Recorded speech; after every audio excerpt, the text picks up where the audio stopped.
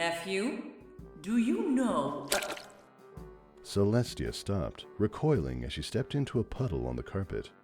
Looking around Blueblood's lounge, she observed broken bottles, more puddles, and many, many half-eaten pieces of cake. She shook the residue off her hoof and shuddered. Let me rephrase. Do you have any conception whatsoever how many bits you spent last night? Blueblood was stretched out on an ornate fainting couch with an ice pack on his forehead. Auntie, please, if this is that whole speech about my potential and the responsibility to the nation and blah, blah, huge disappointment, can we do it later? He adjusted his cold compress and gave her a weary look. Or never. My head is killing me. Celestia glowered. I took the liberty of tasking our best mathematicians to sort through your receipts and calculate how much it costs Equestria daily to maintain your lifestyle. She summoned a scroll from the ether. And when they gave up, I asked Princess Twilight. Princess Twilight? We have more princesses? Blueblood moaned, staring at the ceiling in horror. When did that happen? Celestia blinked. Years ago, you were at her coronation. She frowned. You fell in the chocolate fountain. Heavens, you and Auntie Lulu will let anyone join the club these days. He hit the carpet with a wet thud, ice pack flying into the air as his shocked muzzle went straight into a particularly green-looking puddle.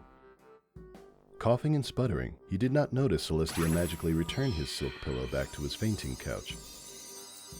She cleared her throat and read from the scroll. Daily. Over 300 bits spent on pastries. 557 bits plus tips to keep private carriages on call. And over 1,000 spent on... She squinted at the writing. This can't be right. Tropical punch? Kiwi. Blueblood frowned, wiping the green liquid off his muzzle. What madness is this? She rolled up the scroll inside. I'd like to think I've been understanding over the years. But now I think I have been cruel by being kind. Blueblood muttered. I don't remember ordering kiwi-flavored Ow! A bop on the nose from a rolled-up scroll shouldn't hurt any pony, but Celestia was the one doing the swinging. And she was miffed. You are a royal slob. A shameless, despicable layabout, and a disgrace to all hard-working ponies everywhere. Slander! Blueblood drew himself up to his full height. I am not a slob. He scowled as he shook the punch off his mane. Now, if you'll excuse me, I have a morning cake tasting. No more morning cake tastings for you. She flicked her head, and her magic slammed the door shut. No more morning cake tastings. Ever. Auntie? He wailed. Don't. She picked up one of the plates with dried, half-eaten cake and gave it an even glance. You failed at every royal task given to you, which means that you have effectively been stealing your salary for your entire life. You owe Equestria over 4.5 billion bits. He opened his mouth to protest and froze mid-shout. The anger in his eyes faded to genuine bewilderment. Billion? He whispered. With a B? Indeed. She floated the plate over to a dustbin and dropped it. It's time to pay for what you've done. He swallowed. Prison? What? Celestia blinked. No, this isn't Saddle Arabia. We don't put ponies in jail for not paying their debts. He sighed with relief. No, nephew. You're going to get a job.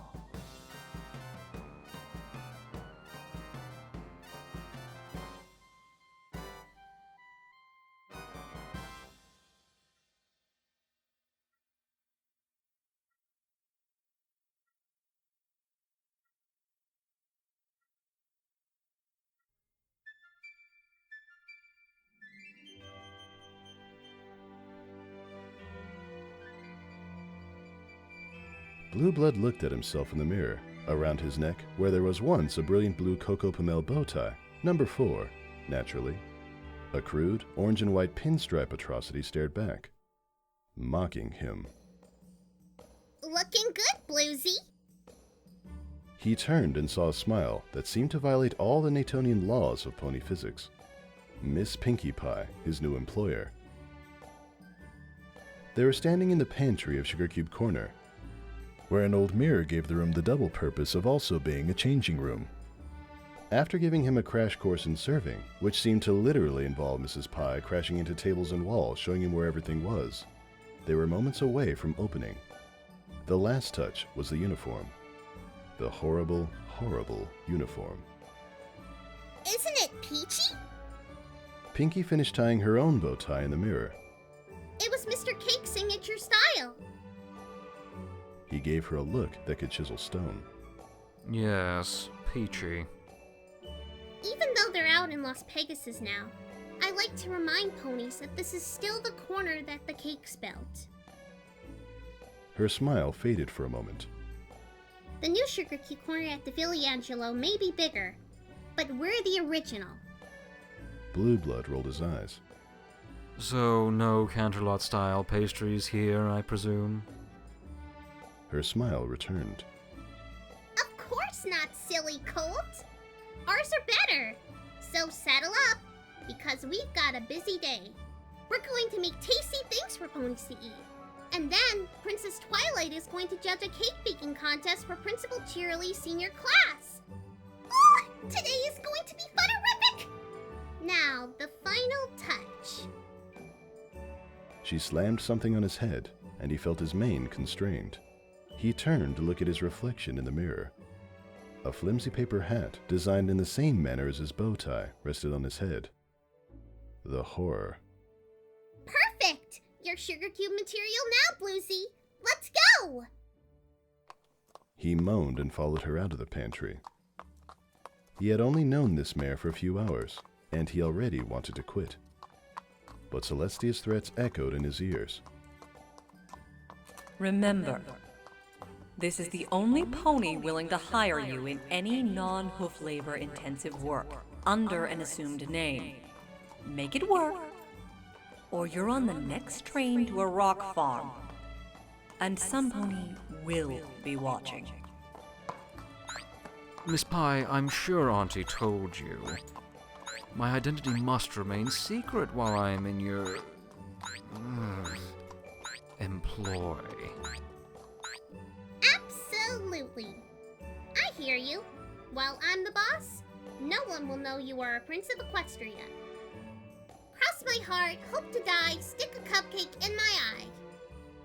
He briefly pondered how bad life could really be on a rock farm. That's why I'm gonna call you Bluesy.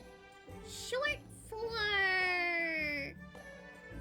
She blinked, then produced a white card from her vest which bore the Royal Canterlot seal and scrutinized it closely. Bluebell!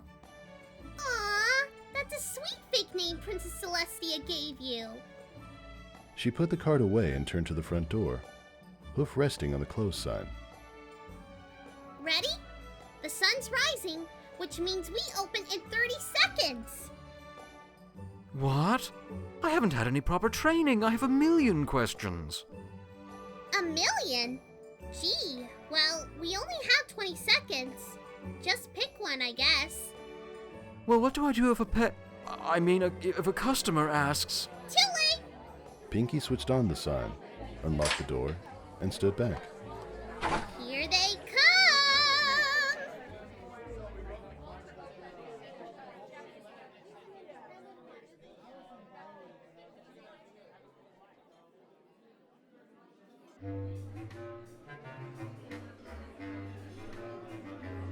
Prince Blueblood once endured a 6-hour theater piece called a rock opera that involved loud noises, bizarre instruments, and as far as he could tell, no opera whatsoever. It was still a more pleasant experience than staffing the register at Sugarcube Corner. There were ponies with ridiculous orders. Quick! Panted a light brown earth pony. I forgot my friend's birthday, which is also our anniversary. I need all the blueberry muffins you have. So a baker's dozen? All of the muffins! There were the regulars. Come now, citizen. I've been patronizing this establishment for years. You named a sandwich after me, for goodness sake. I will just have the usual. Madam, this is my first day. Assume I do not know you, or what a usual is. The older tan pony squinted at him over her glasses. Aren't you the pony who builds our bird's nests every year during winter wrap-up? She frowned.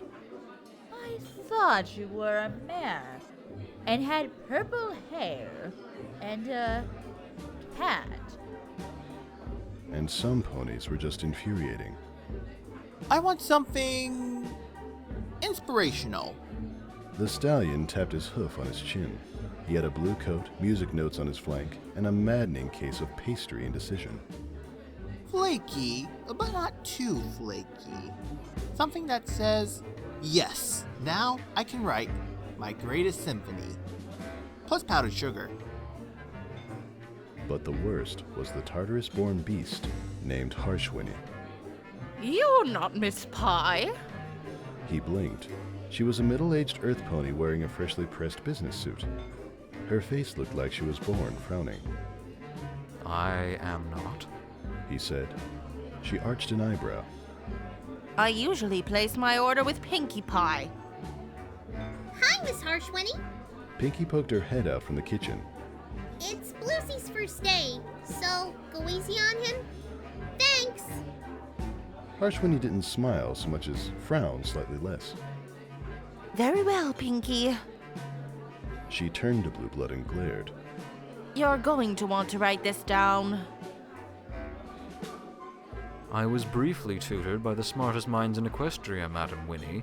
I think I can remember a breakfast order. She cleared her throat. 1 double half-calf caramel latte with sugar-free sprinkles, no foam. Next, 2 soft-boiled eggs on rye toast with non-dairy, Swiss cheese, pepperoni, and a side of oats with cherries, but only if they're Dodge Junction cherries and Outer Manhattan oat. Otherwise, cream of wheat with cinnamon. His jaw hung open. To stay. She added. Yes. He said, magically reaching for a pen while maintaining eye contact. Very good. Right away. He looked behind her. A bunch of teenage fillies and colts had just entered with their cakes for the contest, and their principal. A line was forming. He licked his lips. If you could just repeat part of that order. Which part? He coughed, pen floating next to a pink order pad. Everything after the coffee? With sprinkles? She narrowed her eyes.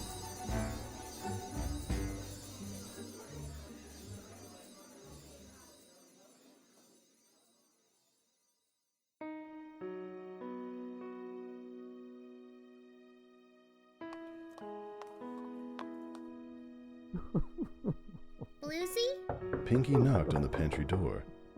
She could hear muffled sobbing. Are you okay? Fine. Just misplaced my hat, that's all.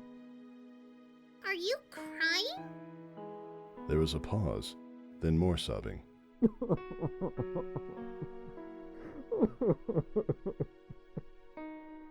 No.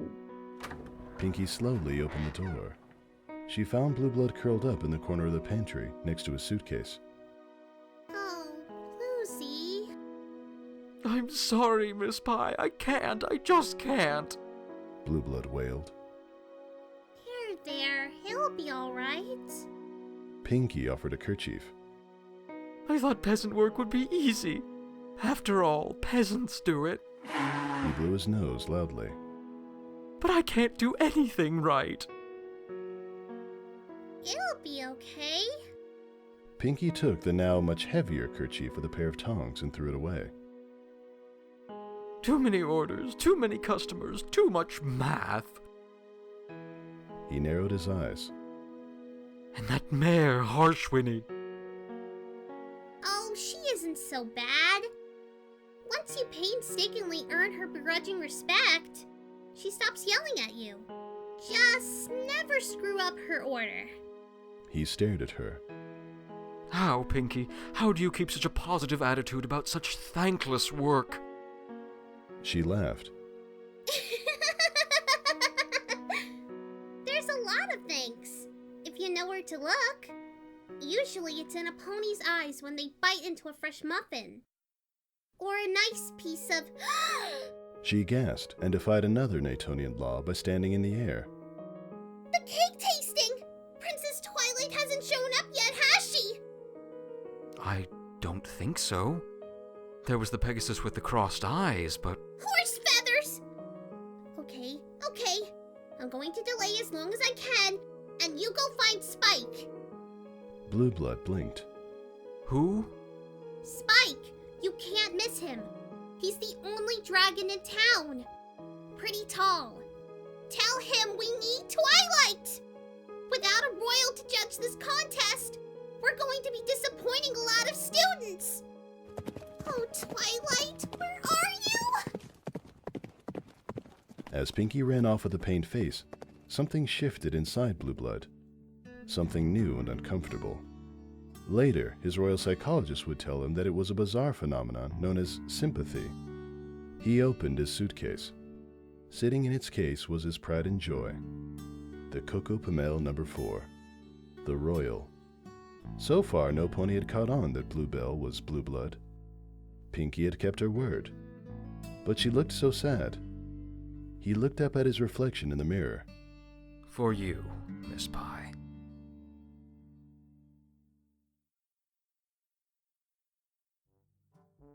Pinkie took a giant breath.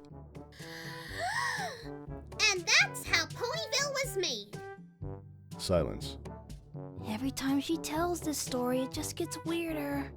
Scootaloo whispered to a bored-looking Sweetie Belle, who nodded. Anyway, folks, I'm sure Princess Twilight will be here real soon. Pinkie trailed off. My assistant went to go fit... A high-pitched stallion's voice rang through the air. Princess Twilight is not coming! There was a chorus of gasps and cries.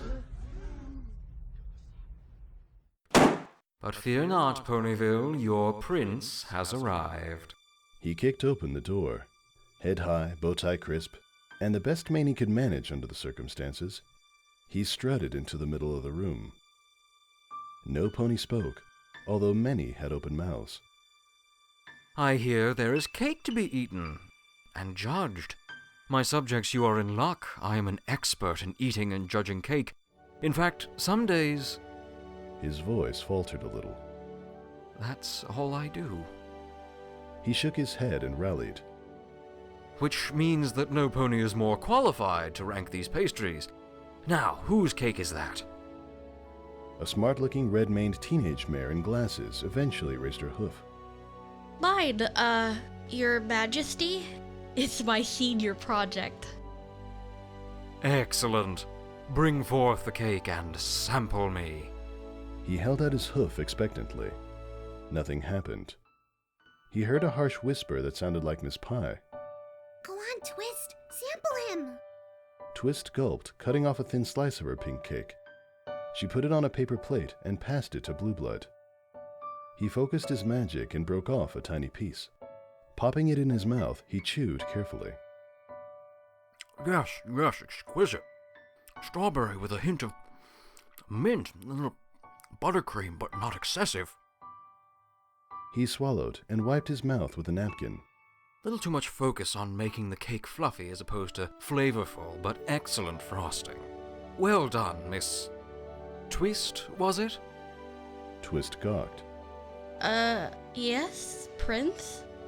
She was nudged by her principal and added, Thank you, Prince. She was smiling at him. In fact, every pony, save the Harshwhinny, was smiling at him.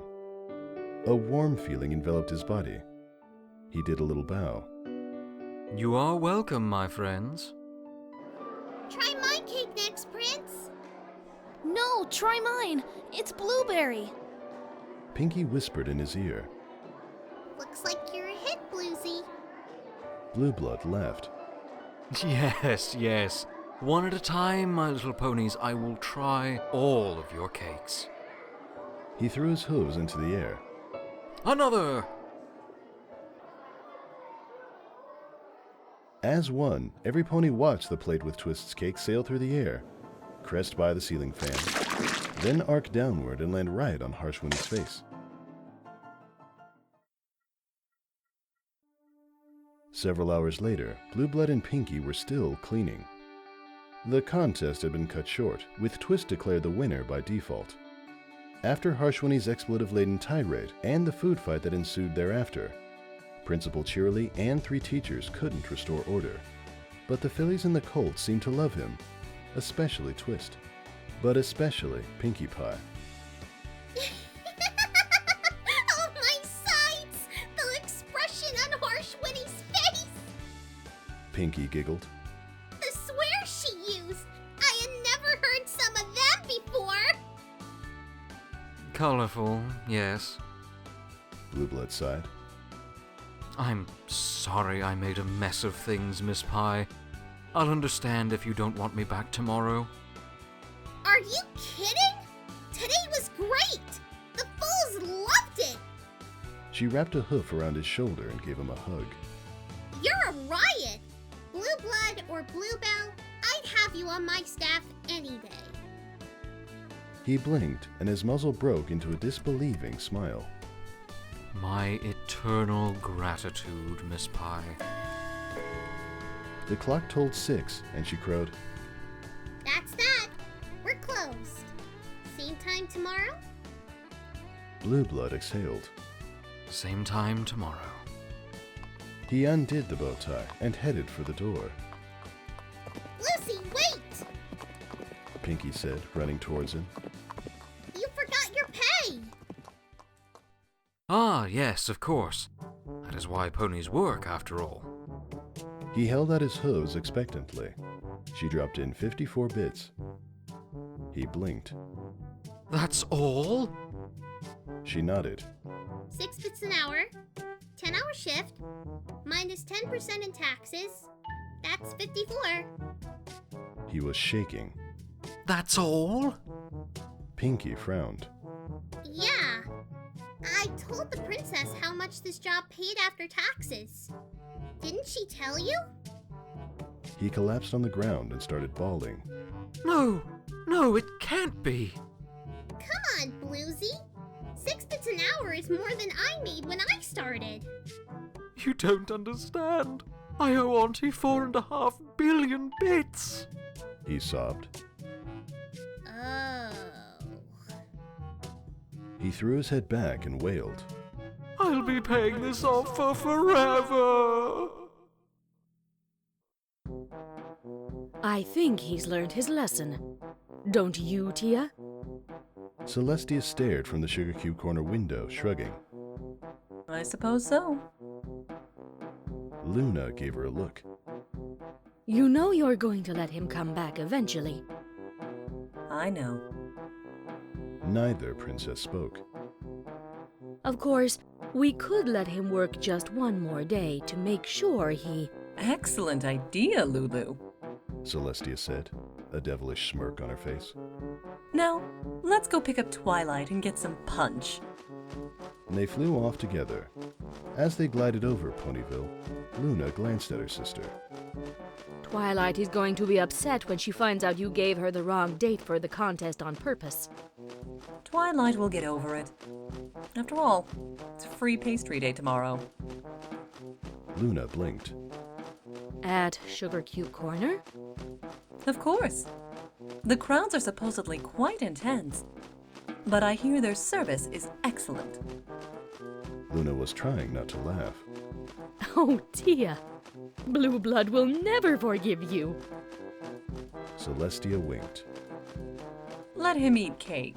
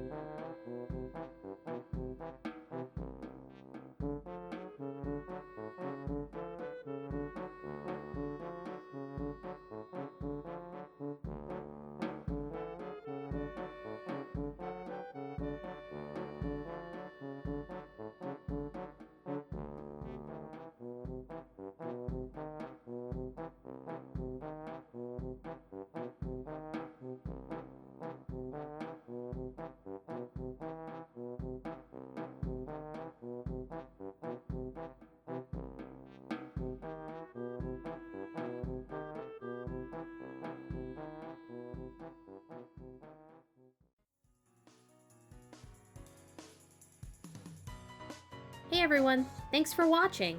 If you like what you see here and want to watch more of my work, click here to subscribe and click that notification bell so you can get notified every time I upload a new video. You can also find more video updates on my Twitter, which will be right here alongside my BitChute channel, where all my videos will be, and my Twitch channel, where I live stream games from time to time with friends. Hope you all enjoyed the show. I'm Ribonchan, and I'll see you all soon.